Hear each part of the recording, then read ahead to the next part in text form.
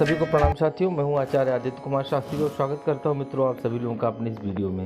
मित्रों, आज हम प्रतिदिन की भांति आज भी एक बहुत ही प्यारा प्रसंग आपको श्रीमद् भागवत महापुराण के अंतर्गत लेकर के उपस्थित हैं, जिसका सार ही समझ ले सकते हैं हम सभी लोग। पूरे भागवत का जो सार है उसे आप समझ सकते हैं। इस कथा प्रसंग के माध्यम से आपको समझ में आ जाएंगी बातें। कहते हैं कि जब भगवान सुखदेव राजा परीक्षित को कथा श्रीमद् भागवत महापुराण की कथा श्रवण करवा रहे थे, तो कहते हैं कि कथा सुनाते सुनाते 6 दिन यूं ही निकल गए, पता नहीं चला। 6 दिन बीत गए, पता नहीं चला। तो सुखदेव भगवान 6वें दिन रुके और रुक करके राजा परीक्षित से प्रश्न किया कि राजन, क्या आपके हृदय से मृत्यु का जो भय था वह समाप्त हुआ या नहीं हुआ? क्या आपको अब यह देह त्यागने में कोई पीड़ा कष्ट का अनुभव तो नहीं करेंगे आप?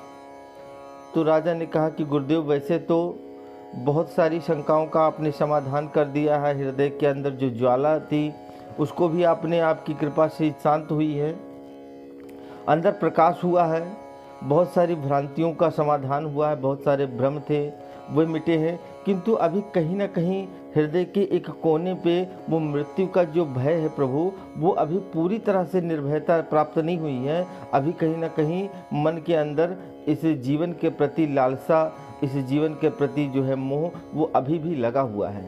सुखदेव भगवान समझ गए, कहने लगे राजन, ठीक कह रहे हैं आप। मैं आपको एक और प्रसंग सुनाता हूँ।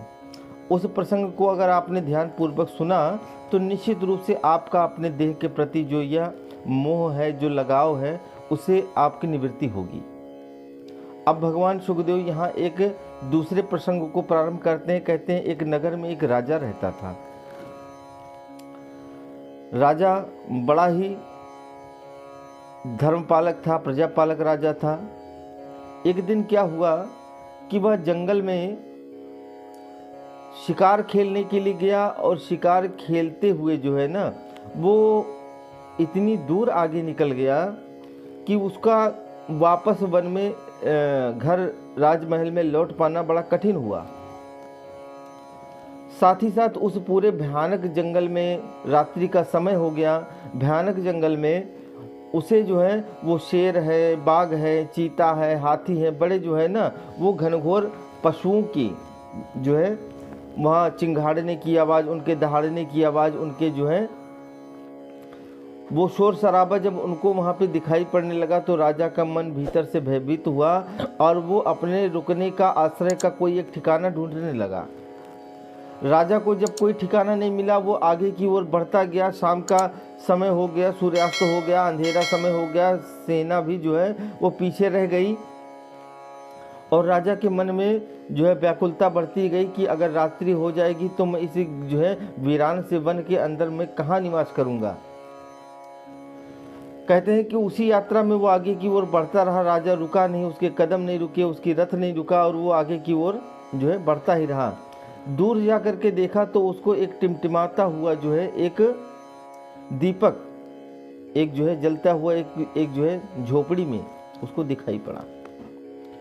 देखा तो वहाँ पहुँचा राजा और राजा ने देखा तो वह एक लकड़हारे की झोपड़ी थी। लकड़हारे के यहाँ पहुँचे, राजा ने देखा तो उसका घर जो है वो बड़ा ही गंदा सा था। एक टूटी फूटी सी झोपड़ी वैसी जो है, और बड़ी जो है उसी घर के अंदर उसने खाने की व्यवस्था कर रखी थी, वहीं मलमूत्र त्याग करने की व्यवस्था कर रखी थी, वहीं उसने मांसों के जो है लोथड़े को टांग रखा था।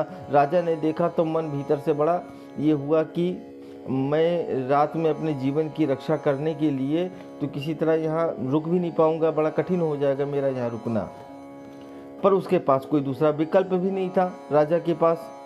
अब वो या तो उस घनघोर वन में रात्रि जो है भटके जहाँ शेर का जो है जंगली पशुओं का जो है डर था, और अथवा वह राजा फिर उस लकड़हारे की उस झोपड़ी के एक कोने में जा कर के रात्रि विश्राम करे और सुबह अपना गंतव्य देखे। कोई विकल्प जब सामने दिखाई नहीं पड़ा, बारिश भी होने लगी, मौसम भी खराब हुआ, तो राजा को लगा कि अब शायद आश्रय का दूसरा ठिकाना नहीं है, मुझे इस लकड़हारे का ही सहयोग लेना पड़ेगा। लकड़हारे से जाकर के राजा ने प्रार्थना की कि मैं इस राज्य का राजा हूँ और मैं रात्रि भटक जाने के कारण से, रास्ता भटक जाने के कारण से, और मैं एक रात्रि का आपके यहाँ आश्रय लेना चाहता हूँ। आप मुझे एक रात्रि के लिए यहाँ पे जो है अनुमति दें और मैं प्रातः होते ही यहाँ से निकल जाऊँगा। लकड़हारे ने कहा कि देखो साहब, मैं आपको यहाँ रुकने की अनुमति नहीं दे सकता हूँ। क्यों?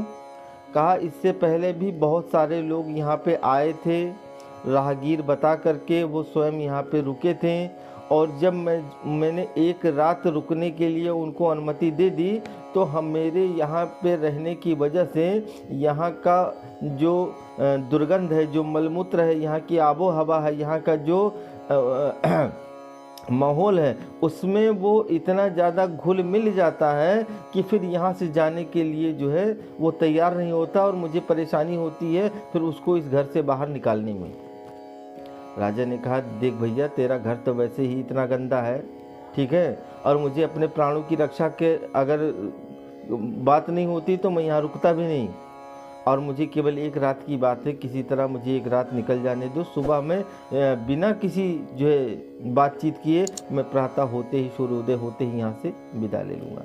जब राजा के बहुत प्रकार से प्रयास करने पे फिर वो जो है लकड़हारा मान गया, कहने लगा ठीक है, अगर आप कहते हैं तो एक कोना मैं आपको दे देता हूँ, उसी में आप जा कर के रात्रि विश्राम करिए।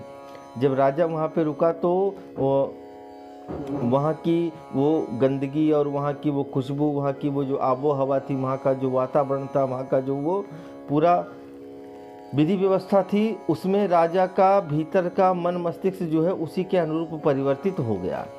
और परिवर्तित हो गया तो राजा को वही जो है वह सुखमय लगने लगा, वही उसको जो है वो उसमें रस मिलने लगा, उसको आनंद दिखने लगा उस घर के अंदर। और सुबह होते ही वह जो है वो झगड़ा झंझट करने लगा, वो वहाँ से जाने के लिए मना करने लगा कि मैं यहाँ से नहीं जाऊँगा। लकड़हारा कहने लगा कि देखो, मैंने पहले ही कहा था कि जो कोई यहाँ पे आता है उसको यहाँ जाने के समय वो बहुत ज़्यादा तकरार करता है यहाँ से, और उसको यहाँ आने के बाद जो है मेरी ये गंदी सी झोपड़ी भी उसे अच्छी लगने लग जाती है, और यहाँ के लिए वो प्रयत्न करता है। तो जब बहुत ज़्यादा जो है प्रयास किया तो इधर सुखदेव भगवान राजा परीक्षित से कहने लगे कि राजन, अब आप बताओ उस राजा ने क्या ठीक किया?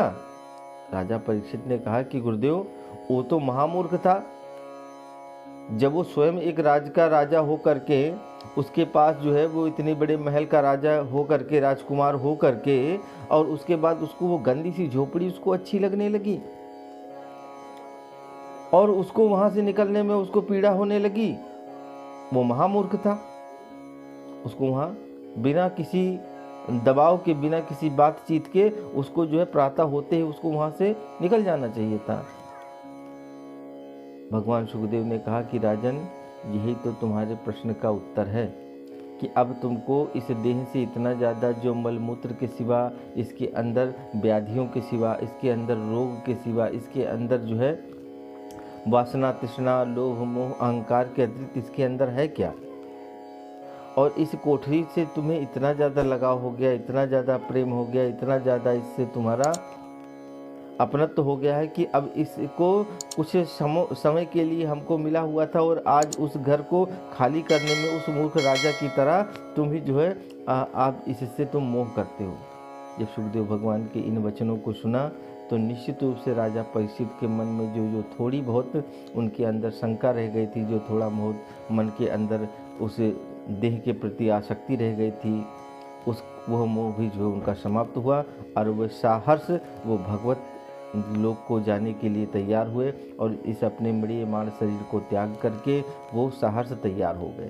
तो मित्रों, ये हम लोगों का जो जीवन है, शास्त्रकार इसको धर्मशाला भी कहते हैं, इसको रेल भी कहते हैं, इसको जो है वो नौका भी कहते हैं, कि हमको अपने इस जीवन में रह करके इसके साथ बस केवल साधन धाम मोक्ष कर द्वारा और पाई न जे परलोक सवारा, अपने उस लोक को बनाने का एक साधन मिला हुआ है। तो इससे उतना ही प्रेम किया जाए जितना कि अंत समय में हमें इससे फिर पीड़ा न हो। तो आशा करता हूँ मित्रों, आज का ये विषय आप लोगों ने ध्यानपूर्वक सुना, समझा, जाना होगा। और ये भागवत का मर्म है, सार है, और इस सार को हम सब लोगों को जानने की ज़रूरत है, समझने की आवश्यकता है। तो इसी भाव के साथ अपनी वाणी को विराम। सभी को पुनः सादर प्रणाम।